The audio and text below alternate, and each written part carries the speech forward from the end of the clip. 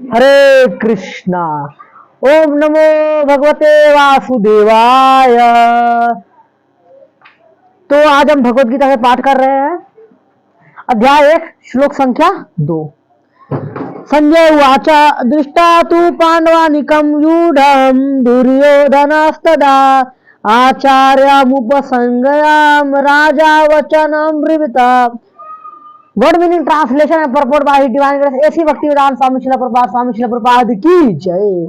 संजय वाचा, संजय ने कहा, दृष्टा देखकर तू, लेकिन पांडवा अनिकम पांडवों की सेना को, व्यूढ़म व्यू रचना को, दुर्योधन राजा दुर्योधन ने, तथा उस समय आचार्यम शिक्षक गुरु के, उपसंगम में पास जाकर राजा वचनम शब्द अप्रवृत्ति कहा। संजय ने कहा, हे राजन पांडुपुत्रों द्वारा सेना की वही रचना देखकर राजा दुर्योधन अपने गुरु के पास गए और उनसे ये शब्द कहे। धृतराष्ट्र जन्म से अंधे थे, दुर्भाग्यवश वो आध्यात्मिक दृष्टि से भी वंचित थे। वह यह भी नहीं जानते थे कि उन्हीं के समान उनके पुत्र भी धर्म के मामले में अंधे हैं, और उन्हें विश्वास था कि वे पांडवों के साथ कभी भी समझौता नहीं कर पाएंगे, क्योंकि पांचों पांडव जन्म से ही पवित्र थे। फिर भी उन्हें त्रिस्थान के प्रभाव के विषय में संदेह था। इसलिए संजय पृष्ठ युद्धभूमि के स्थिति के विषय में उनके प्रश्न के मंतव्यों को समझ गए। अतः वह निराश राजा को प्रोत्साहित करना चाह रहे थे। उन्हें दिलाया कि उनके पुत्र पवित्र स्थान के प्रभाव में आकर किसी प्रकार का समझौता करने नहीं जा रहे हैं। उन्होंने राजा को बताया कि उनका पुत्र दुर्योधन पांडवों की सेना को देखकर तुरंत अपने सेनापति द्रोणाचार्य को वास्तविक स्थिति से अवगत कराने गए। यद्यपि दुर्योधन को राजा कहकर संबोधित किया गया है, तो भी स्थिति की गंभीरता के कारण उन्हें सेनापति के पास जाना पड़ा। अतः दुर्योधन राजनीतिज्ञ बनने के लिए सर्वथा उपयुक्त थे, किंतु जब उनसे पांडवों की विरचना देखी तो उनका यह कूटनीतिक व्यवहार उनके भयों को छिपा न पाया। नमो विष्णुपादाय कृष्ण पृष्ठाय भूतले श्रीमते भक्ति वेदांत स्वामिनिति नामिने नमस्ते सारस्वते देवे गौरवाणी प्रचारिणे निर्विशेष शून्यवादी पाश्चात्य देश तारिणे। श्रील प्रभुपाद की जय। हरे कृष्णा डियर डिवोटीज। तो आज की सायंकालीन भगवत गीता क्लास में आपका स्वागत है। तो हम पढ़ रहे हैं अध्याय संख्या 1 श्लोक संख्या 2 से। तो इसमें बताया गया है कि जो धृतराष्ट्र है वो उनके बारे में बताया गया कि वो क्या है। मतलब आज के अगर मटेरियल वर्ल्ड में देखा जाए तो किस तरीके के माता पिता भी आज तरह के बिल्कुल अंधे ही है। जो वो उन्होंने सीखा बच्चों को वही देते हैं। अब मान लो माता पिता का जो कर्तव्य बच्चों को वो आध्यात्मिक ज्ञान दे, कृष्ण भक्ति का ज्ञान दे, है ना, उनको बचपन से भक्ति दे। लेकिन हम देखते हैं माता पिता बच्चों को कहते हैं कोई जरूरी नहीं भक्ति करने की, आप हम जो कह रहे हैं वो करो। तो माता पिता जो गलत एक्टिविटी करते हैं बच्चा इसी से, क्योंकि एक्चुअली क्या होता है, हमारे जो बड़े करते हैं बच्चे वही देख के सीखते हैं, है ना। इसलिए प्रहलाद महाराज ने भागवत में कहा है कि कौमारम आचरण, मतलब बच्चे को 5 साल की उम्र से भक्ति कराना चाहिए। लेकिन यहाँ पे तो हम देखते हैं 5 साल की उम्र तो बच्चा कुछ और ही कर रहा होता है, खेल कूद रहा होता है, या कुछ कोडिंग कर रहा होता है, या कंप्यूटर में लगा होता है, या अगर चलो ये तो थोड़ा ठीक भी है, बाकी तो पता नहीं कुछ और ही चल रहा होता है, एक्चुअली भोग की चीजें चल रही होती है। तो इसमें हम देखते हैं कि जो धृतराष्ट्र थे वो जन्म से अंधे थे, ठीक है। तो एक्चुअली अगर देखा जाए, मान लीजिए कि आपके पास एक किराए का घर है, ठीक है, सॉरी आपके पास एक बिल्डिंग है, बिल्कुल आसपास सब कुछ आपका ही बिल्डिंग है। तो कुछ समय एक अपना आपकी जो बिल्डिंग है वो किराए पे कुछ लोग रहने लगे। धीरे धीरे उन्होंने लोगों ने कहने लगा कि ये तो घर हमारा, कब्जा करने लगे। अब उनके कारण, उनके घर में रहने के कारण जो किराया आपके जो घर है उसमें किराए पे जो लोग रह रहे हैं, उन्होंने पूरे लोगों को परेशान करके रखा हुआ है।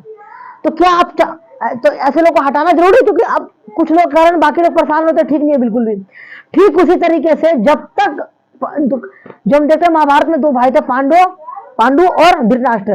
तो धृतराष्ट्र जन्म से अंधे थे, लेकिन पांडु की जब मृत्यु हो गई थी अचानक अकस्मात, तो धृतराष्ट्र को बनाया टेम्पररी समय के लिए बनाया गया था, कुछ कम मतलब टेम्पररी टाइम के लिए उनको बनाया गया था, राजा घोषित किया गया था, कोई है ही नहीं अब।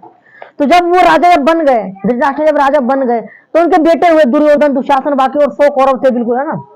और पांडु के 5 बेटे हुए थे, युधिष्ठिर जी, और उसके बाद अर्जुन, नकुल, सहदेव, है ना, भीम, ये सब थे। लेकिन अगर देखा जाए बोनाफाइड वैसे जो पूरा राज्य जो था, अगर सही से देखा जाए तो सब सारे भाइयों बंटना चाहिए था एक्चुअली, है ना, जितने भी थे। लेकिन धृतराष्ट्र क्या था, धृतराष्ट्र के जो पुत्र था दुर्योधन, वो चाह रहा था कि सब खुद ही हड़प ले। इसलिए जब प्रस्ताव भी रखा था बाकियों ने कि हमें कुछ दे दो, हम धर्म के अनुसार क्योंकि एक्चुअली क्षत्रिय का जो धर्म क्या होता है, प्रजा पे शासन करना, मतलब जिसका जो धर्म है करण वही तो करेगा, कुछ और ना कर पाएगा। तो क्षत्रिय होने के नाते इनका कर्म था, पांडवों का कर्म था, पांडवों के जो वंशज उनका कर्म था कि राज्य पे राज करें और प्रजा की देखरेख करें। लेकिन अगर धार्मिक अगर राजा नहीं होगा, अगर अधार्मिक होगा तो प्रजा को कष्ट होगा, और प्रजा को जो कष्ट होता है तो इसका जिम्मेवार सीधा राजा जाता है। तो इसलिए जो दुर्योधन पार्टी जब ये सब देखने लगी थी, जब हस्तिनापुर को ये सब देख रहे थे, तो इन्होंने बहुत लोगों को परेशान किया था, काफी लोग इनसे डिस्टर्ब रहते थे, मतलब गलत गलत एक्टिविटी परफॉर्म किया करते थे सब।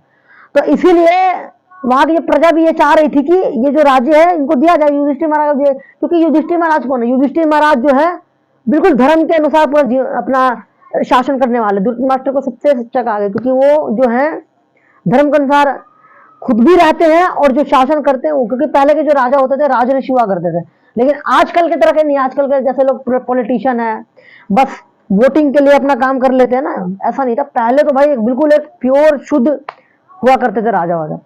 लेकिन हम देखते हैं कि इसके अंदर जो धृतराष्ट्र चाहते तो अपने पुत्र को मना कर सकते थे ना कि नहीं नहीं गलत एक्टिविटी इसको मत करो, तो अधर्म में नहीं करना चाहिए।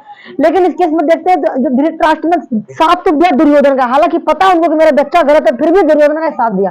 तो ये होता है कि पुत्र मोह में लोग कैसी कैसी काम कर देते हैं, मतलब देखते हैं भौतिक संसार में भी अगर कोई बच्चा गलत काम कर रहा था, अमीर मान लो कोई अमीर बाप का कोई बच्चा है वो गलत काम भी कर रहा होता है तो कोई दिक्कत नहीं। अभी एक आया था कि एक मतलब घर में किसी के फादर वादर की डेथ हो गई थी, तो अगले दिन शाम को उसी शाम को देखा पिताजी को अर्थी को दे के आया लड़का और शाम को बियर पार्टी कर रहा है।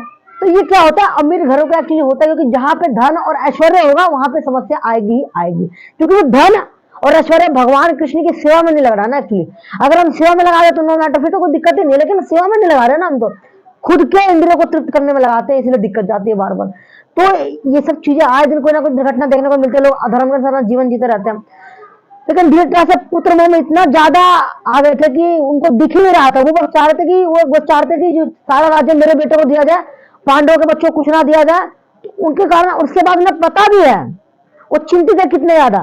तभी तो पूछ रहे संजय जी से हो कि आप बताओ युद्ध में क्या हुआ है, क्योंकि व्यासदेव की कृपा से उनको ये दूरदृष्टि प्राप्त हुई थी संजय को कि वो ना देख के बता सकते थे कि एक रूम में बैठे बैठे, धृतराष्ट्र तो अंदर तो देख नहीं सकते थे, तो रूम में बैठे बैठे संजय धृतराष्ट्र को पूरा युद्ध का जो जो मुआयना हो रहा था, जो जो चीजें थे, कौन वहां पे खुश है कौन दुखी है, कैसे कैसे चीजें चल रही है, तो बता रहे जो दुर्योधन है सेनापति जो द्रोणाचार्य जिनके पास गए हैं, ऐसे ऐसे चीजें बहुत सारी चीजें हो रही है।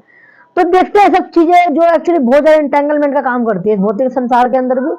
तो जो महाभारत की शिक्षाएं होती है या हम जो कुछ वैदिक ग्रंथ पढ़ते हैं या भगवत गीता जो ऑथेंटिक बोनाफाइड किताब है आज के समय में इस्कॉन के द्वारा जो लिखा, जो हमारे श्रील प्रभुपाद जी ने लिखा है, डिवाइन गॉडेस भक्तिवेदांत स्वामी श्रील प्रभुपाद जी ने लिखा है, तो इनसे एक्चुअली हमें लाइफ में टीचिंग लेने की आवश्यकता है, ना कि सिर्फ पढ़ना। तो ठीक है पढ़ के, लेकिन अप्लाई करना भी इंपॉर्टेंट है, हालांकि बहुत टफ है, लेकिन ग्रेजुअल हम जितना करेंगे ना, जितना हम शास्त्र पढ़ेंगे सीखेंगे उतना ज्यादा it will definitely get benefited to us. तो इसलिए ये चीजें बहुत इंपॉर्टेंट है, शास्त्र पढ़ना बहुत इंपॉर्टेंट है। कहा जाता है Bhagavad Gita it is a manual of life, है ना, ये जीवन जीने की किताब है, जीवन जीने का तरीका भगवत गीता में देती है। ये नहीं सिखाती भगवत गीता से पढ़ने से हमारा जीवन बिल्कुल माइंड शार्प होता है, खुलता है बिल्कुल। कुछ लोग कहते हैं कि इससे लड़ाई होता है, घर में ऐसा नहीं होता। तभी तो देखते हैं अदालतों में कोर्टों में भी जब किसी अपराधी से कुछ कबूल करवाना होता है, बोलना होता है, तो उससे गीता पे हाथ रख के कराया जाता है, हाथ रख के उसको प्रण लेता है गीता का, मैं गीता के हाथ रख के कसम लेता हूँ। लेकिन आज के समय लोग बस गीता को लाल कपड़े में बांध कर रख देते हैं, लेकिन उस लाल कपड़े के अंदर जो किताब है उसके अंदर जो खजाना छुपा हुआ है, जो अमूल्य धरोहर है हमारे वैदिक ज्ञान की, भगवान कृष्ण की, वो पढ़ेंगे तभी तो दिमाग खुलेगा। अब सपोज मान लीजिए हमारे पास सब कुछ है लेकिन हम उसको खोल ही नहीं रहे।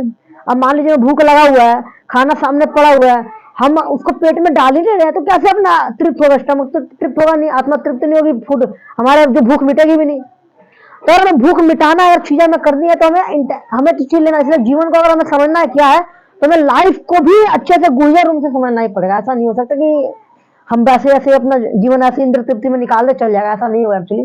तो हमें भी सब देखने की बहुत आवश्यकता है, क्योंकि जब महाभारत का युद्ध है ये बहुत लोगों को शिक्षा देता है, अगर हम शिक्षा लेना चाहें तो।